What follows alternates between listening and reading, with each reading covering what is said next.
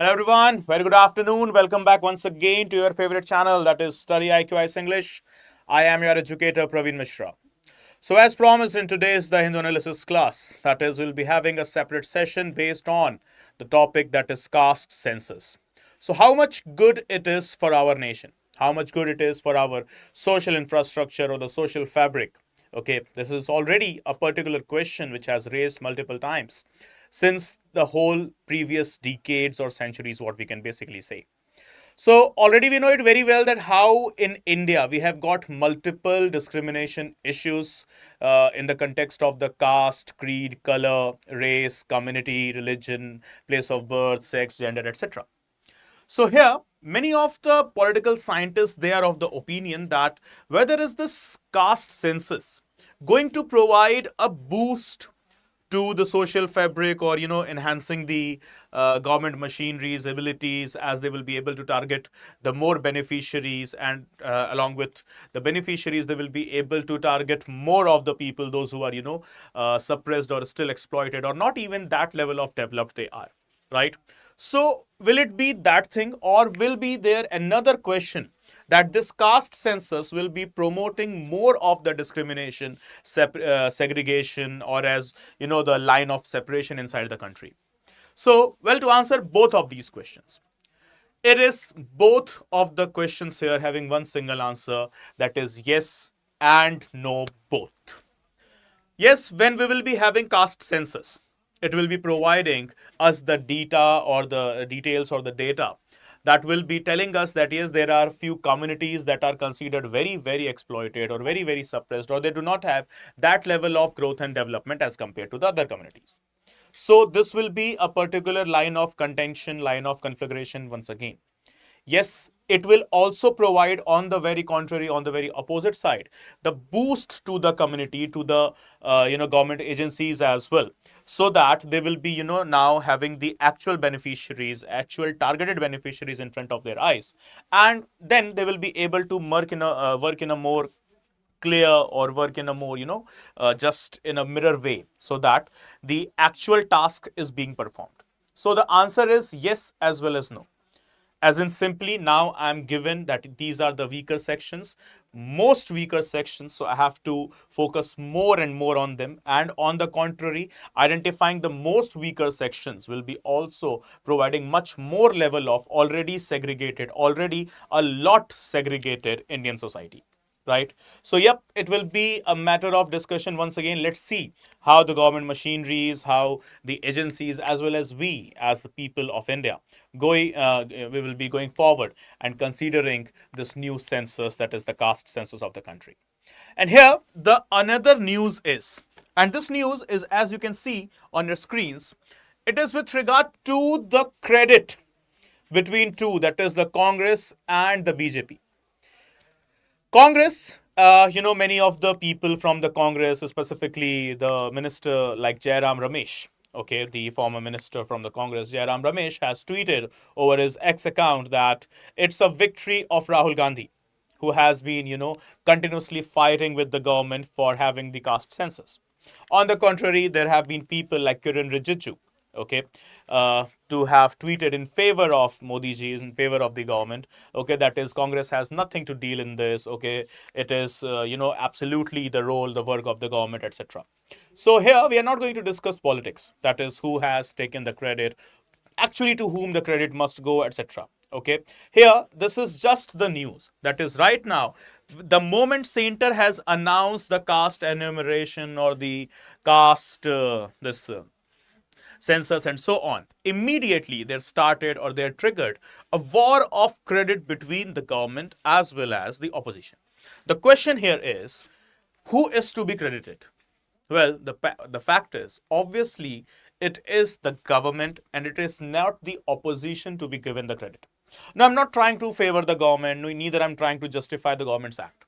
Obviously, it is the action of the government. Yes, at the backstage, you can say that the pressure, the force of the opposition parties, including the biggest opposition party, that is the Congress, led by leader of opposition presently Rahul Gandhi. Okay, it could be having a force there, it could be having a pressure there, but ultimately when it comes to on papers, on records, what it will be shown, that it is the present incumbent government that has gone ahead with the caste census almost after a decade.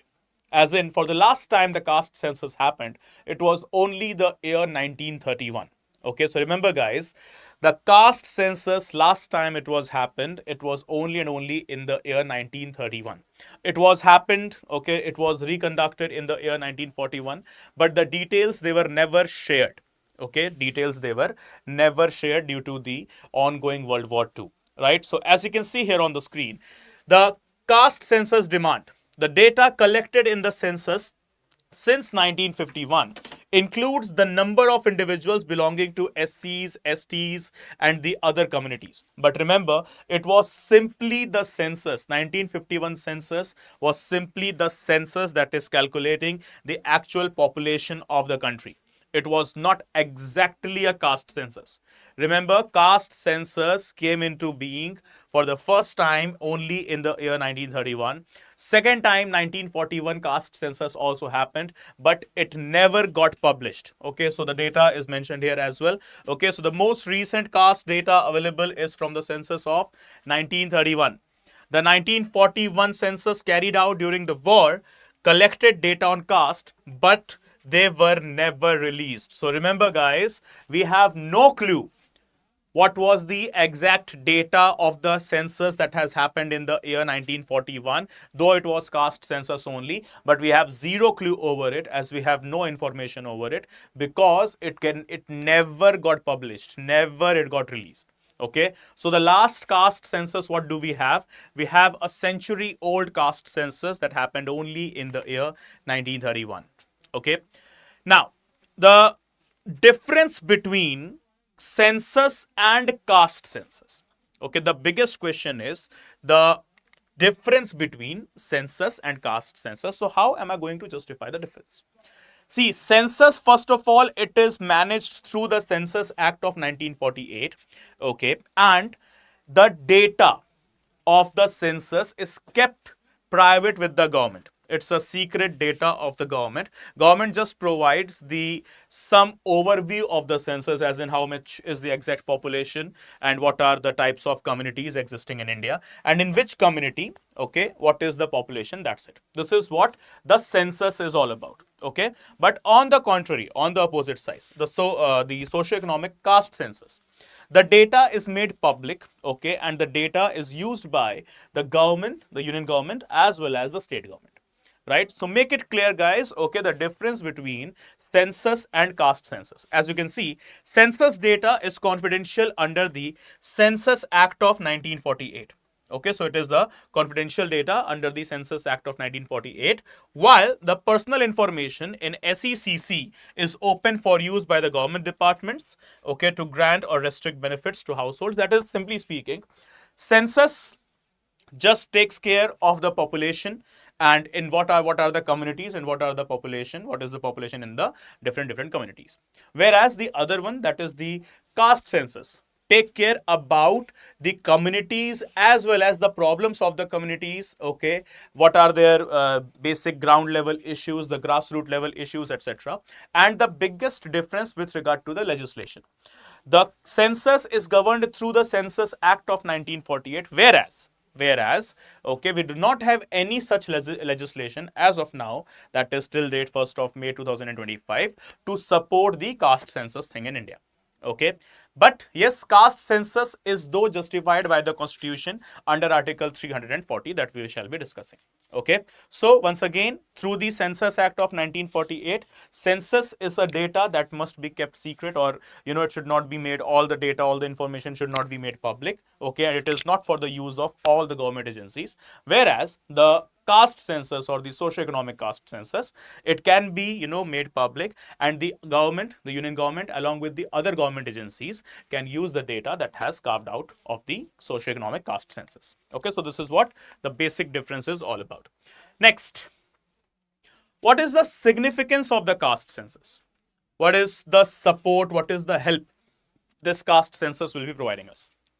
So as you can see, firstly, addressing the social inequality. Obviously, as I stated in the beginning of the session, that if I'm able to target the actual communities which are most suppressed, more exploited, or least developed, right? So I will be able to work for their development, for their safeguards on a more clearer way, on a more clean way, so that obviously it will be addressing the social inequality. Secondly, it will be ensuring equal distribution of resources when I am focusing exactly on Article 39 Clause B, right, that talks about the equal distribution of resources. So when I have taken this thing into my notice, taken this thing into my consideration, that yes, these are the communities that needs more attention, right? So I will be going ahead with the equity concept, right, ultimately favoring Article 39 Clause B, that is providing equal distribution of resources. Then third, monitor the effectiveness of affirmative actions and policies. Obviously, I have now identified the most weakest section, so obviously my policies will be focused towards them as well, and in that case I will be also having the proper analysis, the proper surveillance of the policies that will be providing me a greater insights or an analysis that how my government is working, how not my government is working, and what are the things that I need to strengthen and what are the things that I need to eliminate as well, or the weaker sections or the weaker elements of my policies. So this is what exactly the caste census effectiveness would be.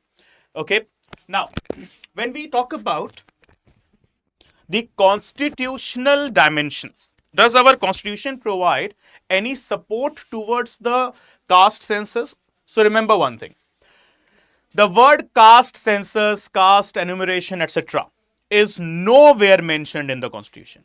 But as per the provisions of Article 340, as you can see here on your screens, okay, it mandates the appointment of a commission to investigate the conditions of socially and educationally backward classes, okay, and make recommendations as to the steps that should be taken by the government. So under Article 340, what do we have got? We have got the provisions by the Constitution that says that the government should establish a commission that should take care of the safeguards as well as recommend the policies for the upliftment of the backward classes in India. Okay, the backward castes or the class or the community in India. So as per the provisions of Article 340, the governments, they are allowed or they are permitted or simply authorized to go ahead and proceed with the aforesaid caste census. Okay, and now things we need to learn from Bihar. Yes, the Bihar's caste survey. Bihar became the first state of our country a couple of years back, specifically 2023, to have the caste census, right? So Bihar became what? The first state to author such an exercise, right? And the survey, as we can see, how much relevant data or the information just the Bihar survey has given. So now think about how much relevant or the concrete data or the in-depth data the caste survey of the whole country will provide us. So as we can see, this is the data coming from the state of Bihar. Okay, so the survey confirmed that over 60% of the Bihar's population, what is that? 60% of the Bihar's population was from extremely backward or backward classes. Okay, extreme backwardness, 60%. And then we have got the another data. 22% they were from the scheduled tribes and scheduled castes community. Okay, so as we can see, 60 plus 22, 82% of the population residing in the state of Bihar, they were either from the scheduled caste, 22%, scheduled tribes, 22%, that is, okay, both comprising 22%, and the other 60%, they are facing extreme backwardness, right? So now we can understand how, clear picture the Bihar administration or the Bihar government would be having with themselves.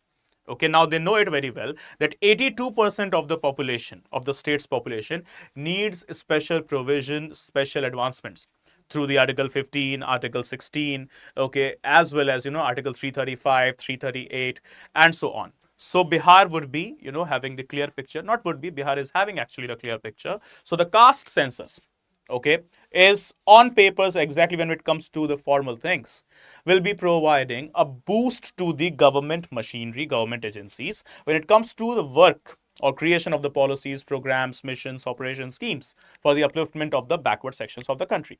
Whereas, on the contrary, it might provide extra level of segregation, enhanced line of discrimination in the society, which already is troubling our social fabric, our fraternity and harmony concept at its best, right? So this is what the concept of caste census is all about, guys. I hope everything is clear now with regard to the features of the caste census. No doubts would be existing in your mind. Okay, so thank you so much, guys, for watching. This is me, Praveen Mishra, signing off for the session. And yes, before going ahead, please do not forget to subscribe to our StudyIQ IAS English channel, okay, made with just one single purpose, and you know it very well, okay, to provide you the best quality and the quantity of the content, right? And further, in case we need to connect, okay, so we have got two distinct platforms to connect. First one is on Instagram. You can connect with me with the username Praveen Mishra underscore 2107. And the second one on Telegram, okay, you can connect with me through my channel, that is study underscore with underscore Praveen, and let me know whatever your doubts are and how can I address your doubts. Okay, everyone. Thank you so much, guys, for watching. See you soon in the very next session. Bye bye. Good day. Take care. Jai Hind. Jai Bharat.